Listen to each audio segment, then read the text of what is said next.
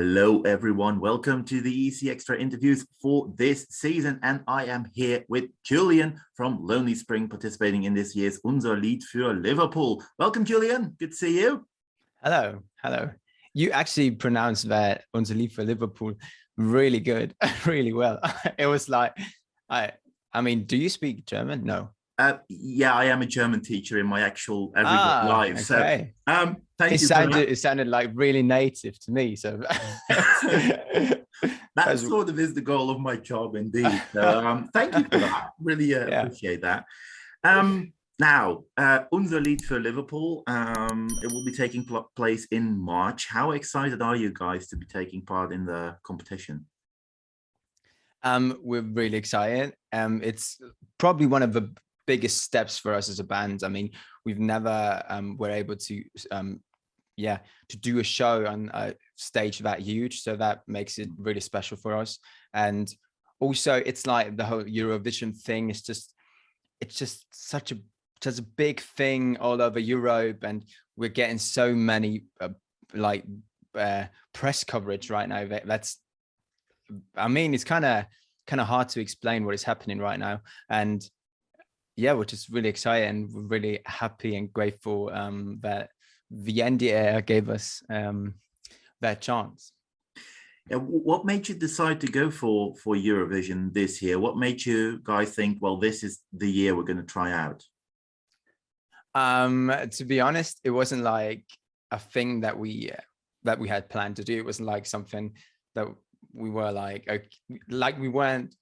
we didn't make the decision in an active way. It was more like I had that TikTok video that I posted, I think in November, and it was in German, and I said, if this video gets like, I don't know, I think 10,000 likes, we will try to participate in the Eurovision Song Contest, and we will send them an application. And the video actually got like 33,000 likes or something in 2 days, and we were like, okay, people are actually enjoying this song a lot. And yeah, that made, so we didn't really decided to do it. We didn't really decide to do it ourselves. It was more like the people did that for us. So yeah, then we really did it. Kind of we applied to that whole thing, and we actually got in.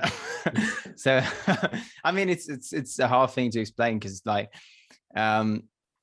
it just happened so naturally. It wasn't something that we planned to do for months or something. It was just like it just happened like over the course of a few days, and we're like, okay, and then we applied to it, and then we were actually successful doing that, and now we're part of the Eurovision Song Contest in Germany, at least, and that's a great thing for us. It's a phenomenal thing, and the story of how you sort of explain that, you know, applying through TikTok and then getting all these likes and thinking, well, guess we're going to go for it then. It must have been a few good days for you and your band members. Like, okay, I guess we're really going to do this thing then.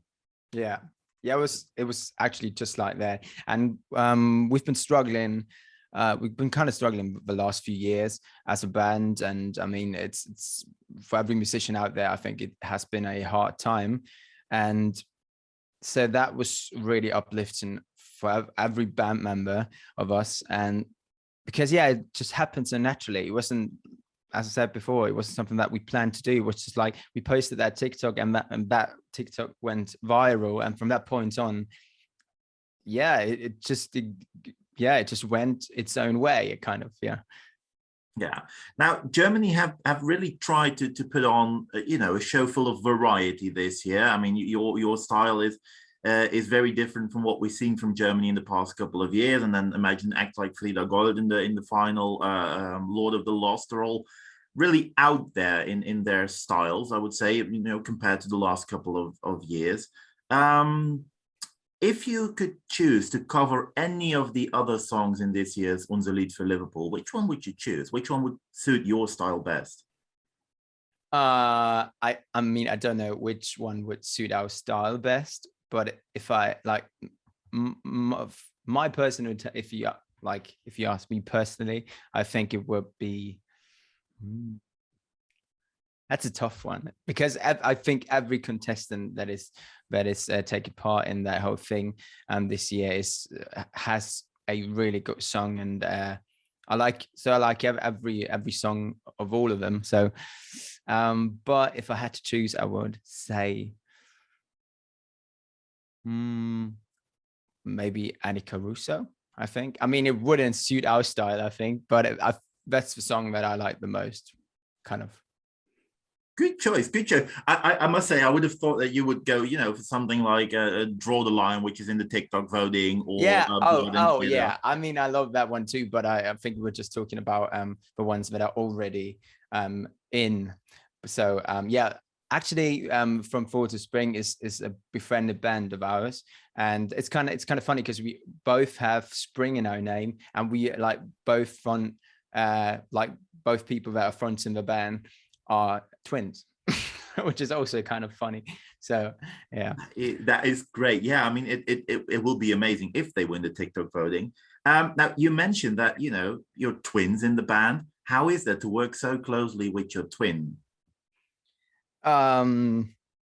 Sometimes it's difficult, and sometimes it's not that difficult. I mean, it's like working with a family member. If it's your twin or not, it's always like, isn't always that easy, I think, because you've known each other for so long, and you also, yeah, you're interacting differently with your family member, I think, than you do with a friend. So everybody who has a family member knows that probably. So, but it also has its, yes, it has its pros and cons. I think one of the pros is that and that's, I think, because we're twins, is that we think very much alike. So we have the same kind of ideas, and always, if there is something, if there is a decision to make, I think we, like, the two of us will always go this, like, the same way. So, and that makes us like, most of the time when there is a decision to make, that makes us a lot of things easier, because we're 4 members in the band, and if I like something and I know Simon also thinks that way, we already have like 50%. So You're halfway it's easier there to make decisions. Yeah, But but sometimes it's also difficult, because I mean, we're not the kind of people that, I mean, we like each other. It's not like we're Oasis or something, but sometimes it is hard, I think. Yeah, I can imagine it being hard. I mean, you're so close all the time, and then even having a family bond. Yeah, you can't even get away from each other at Christmas. Yes, that's impossible. Now, you mentioned Oasis, so I want to go into your musical inspirations, because I read on the Eurovision.de website, mentioning Panic at the Disco, My Chemical Romance. When I showed your song to some friends of mine, they came up with Youngblood, Blink 182. Where does your inspiration come from? Which of these bands are, like, the ones you would listen to in your own time as well? I mean, every band and every artist you just mentioned is an artist that I listen to in my private time. So yeah, that makes everybody who says something like that, that makes sense for me. Like Youngblood, Blink 182, and all that kind of bands that go into that kind of direction, like the pop punk emo kind of direction. Maybe some people say the All American Rejects, and yeah, I listen to all of them, man. So it's like Fall Out Boy, Panic at the Disco, My Chemical Romance, The Used. It's kind of hard to decide which one of those bands had, like, the biggest influence on us, because I guess we've been listening to all of those bands since we were, like, I don't know, 12 years old. So I mean, obviously not Youngblood, but Fall Out Boy, and they're kind of like the 2000, the noughties bands, But yeah, I like all of them. I mean, but my favorite band, like just personally, if I had to decide, would be My Chemical Romance. But I don't think that we're closer to My Chemical Romance than we are to other bands. I think we're probably more closer, like if you think about the music, we're closer to bands like Fall Out Boy than My Chemical Romance, because I think we're a lot more pop than My Chemical Romance is. I think a lot more mainstream. But yeah, I like all of those bands. Yeah, I guess. Yeah, well, I'm a '94 born, so like the early noughties pop punk emo kind of music is exactly what I grew up on. So hearing your song was like, oh my god, I'm 10 Yeah. years old again, and I love it here. That's the Is vibe. that also something you're like aiming for, like taking my generation, the people who are approaching their 30th birthday and are dreading it, back to their childhood? I mean, yeah, kind of. It's kind of hard to say what is the real goal for us. I mean, the reason we're making music is because all of those bands like My Chemical Romance, Fall Out Boy, and like that noughties emo era, all of those bands, they kind of helped us through the years of our childhood. Like, I mean, I grew up in a really small town with like 6,000, 7,000 inhabitants, and it was like, it wasn't that easy to be an emo kid and to be an outsider in and that's in a small town. And those bands really, yeah, I don't know, they really kind of helped us through that time, and we wanted to give that back to the generation, to the newer generation, but we also wanted to bring the music back that we all loved back then. Like, it was kind of, it's I think it's a thing for all generations. So it's not just about our generation to give us that music back that we loved to listen to when we were young, but also to introduce that kind of music to to maybe people that were born, I don't know, 10 years, 15 years later. I don't know how old people are that are listening to our music, but that's kind of what we're aiming for, I think, maybe. Well, if you make it to Eurovision, people of all ages will be listening to Yeah. Misfit. That must be an exciting thought as well, to have such a big audience, waiting for you already at the national final. Yeah.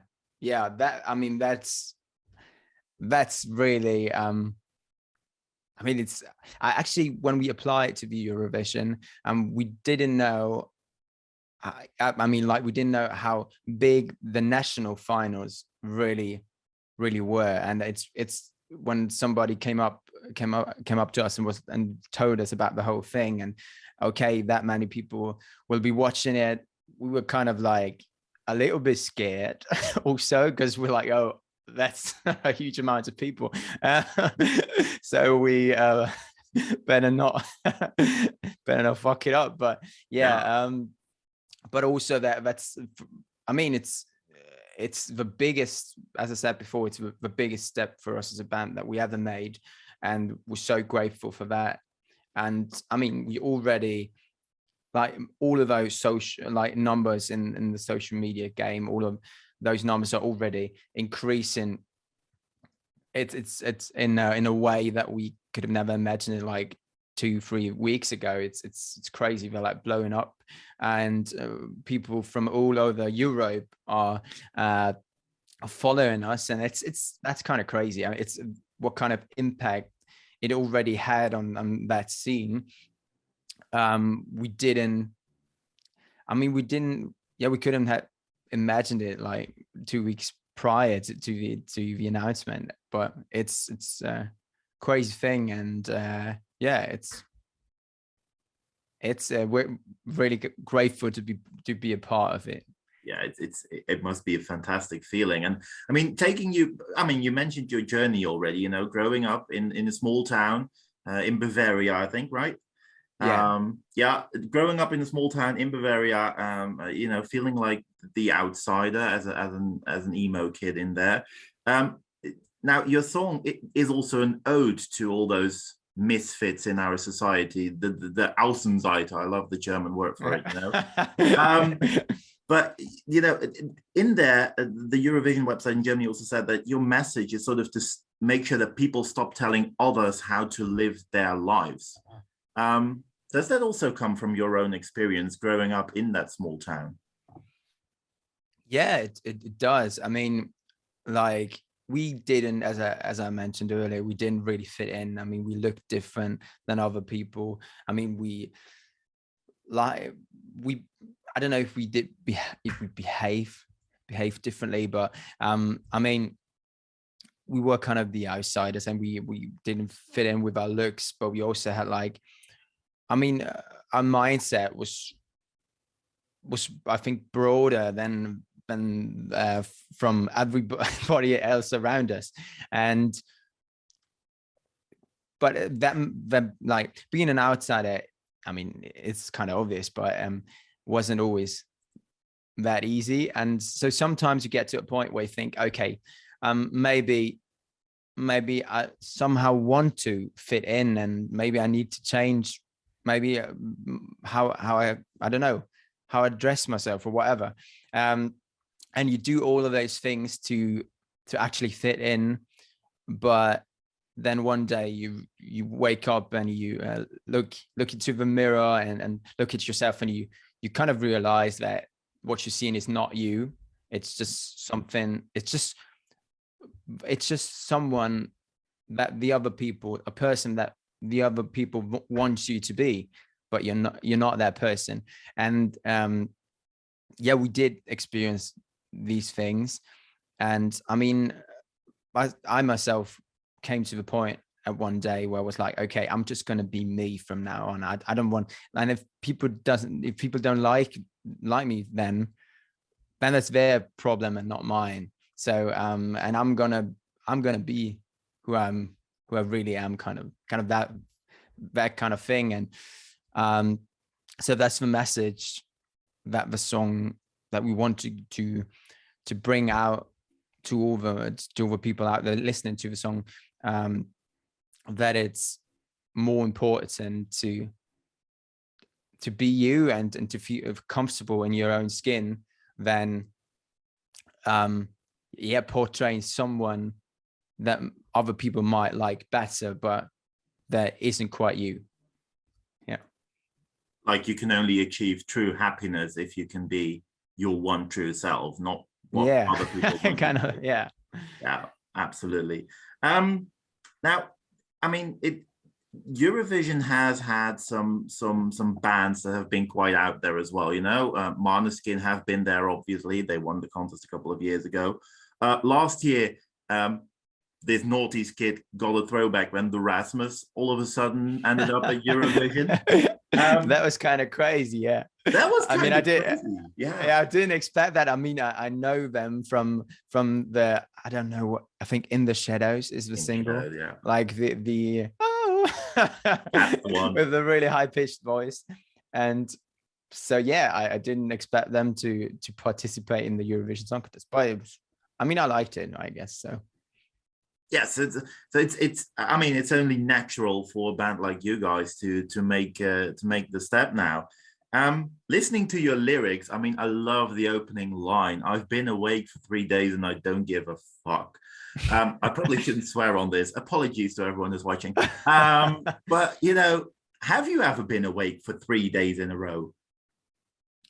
I mean, not like, I mean, I have been kind of, I mean, I have been awake for 3 days, but not that I didn't sleep, that I didn't really sleep. Like, I mean, I kind of know, but also yes. I mean, there were weeks where I just couldn't get, I could get no sleep because there were so many thoughts in my head that were keeping me awake and that kind of thing.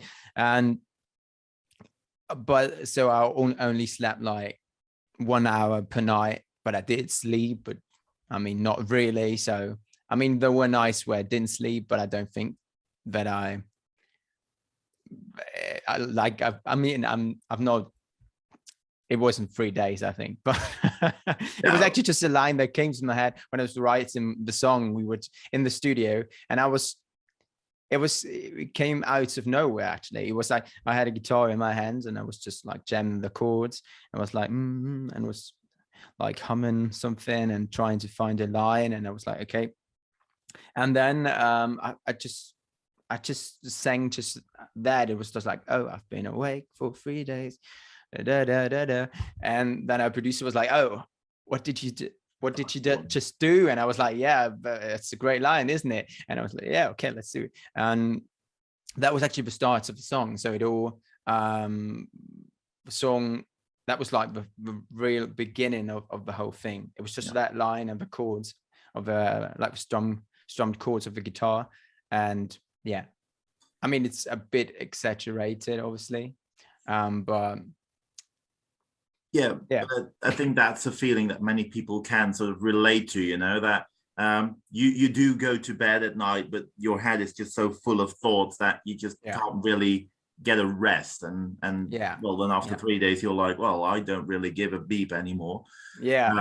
Exactly. That's I mean, a wonderful song. I think thank you. NDR have made a great various selection here with you guys in it as well. And basically the last question we always have for our interviews here is there anything you want to say to the readers and in this time watchers of ESCXTRA.com? Yeah, I mean, for us, it has been such a wonderful journey being a part of that whole Eurovision world, kind of. And yeah, we didn't expect it to be this big of a community. Actually, it's crazy. Like there are so many websites and so many different blogs and podcasts out there about the Eurovision, and we just realized that whole thing, and we just got to know it like in depth by participating as an artist. And it's so wonderful to see that it's that's such a big community that is so open-minded also. I think it's not just about the music, like not open-minded about the music, but open-minded about everything, I think. And yeah, it's really great that we're now a part of it. So we're really grateful for that. And we will forever be a part of the Eurovision world in some way. I mean, we do participate in the national finals. If we win or not, we kind of are a small part in that whole history. And that is a really wonderful thing for us. And so, yeah, thank you all. Thank you guys for letting us in, I guess. Well, you are more than welcome in our Eurovision community. Julian, I would really like to thank you for this interview. And yeah, guys, this was Julian from Lonely Spring, and he will be singing Misfit at Unser Lied für Liverpool next month. So stay tuned for that one.